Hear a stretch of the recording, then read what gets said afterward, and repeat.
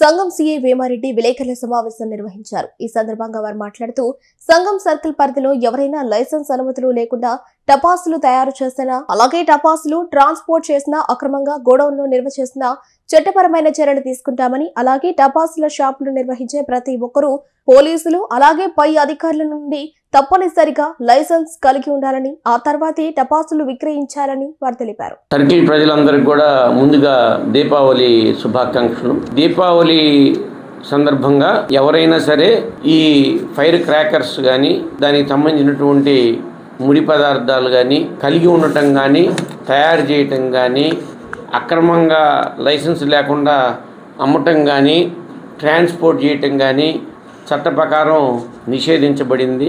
అట్లా కానీ వాళ్ళు చేయాలనుకుంటే పర్మిషన్ తీసుకోమని చెప్తా ఉన్నాము. పర్మిషన్ లేని పక్షంలో వాళ్ళ మీద కఠినమైనటువంటి చట్ట ప్రకారము చర్యలు తీసుకుంటామని చెప్పి తెలియజేయటం జరుగుతుంది. ప్రతి లైసెన్స్దారుడు కూడా టెంపరీ లైసెన్సు ఉన్నతాధికారులు జారీ చేయడం జరుగుతుంది. అక్కడ కంపల్సరీగా ఒక 220 లీటర్ల టిన్నులో శాండు మరియు వాటర్ కంపల్సరీగా పెట్టుకోమని చెప్తా ఉన్నాం. అదేవిధంగా ఒక 550 రూపాయలది ఫైర్ ఎస్టింగ్విషర్ ఉంటుంది, అదొకటి పెట్టుకోమని చెప్పి అందరికీ చెప్తా ఉన్నాం. 2 లైసెన్సులు ఇచ్చిన నిబంధనలన్నీ కూడా పాటించమని చెప్తా ఉన్నాం.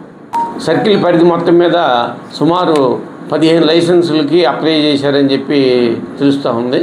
ఈ లైసెన్స్దారులందరూ కూడా లైసెన్స్లో ఇంపోజ్ చేసినటువంటి కండిషన్స్ని కంపల్సరీగా ఫాలో కమ్మని చెప్పి కోరుతా ఉన్నాం. ఒకవేళ అట్లా కానీ ఫాలో కాకపోతే వాళ్ళ మీద క్రిమినల్ కేసు నమోదు చేసి నెక్స్ట్ టర్మ్ లైసెన్స్ ఇచ్చేదానికి లైసెన్స్ ఇవ్వకూడదని చెప్పి రికమెండ్ చేయడం జరుగుతుంది.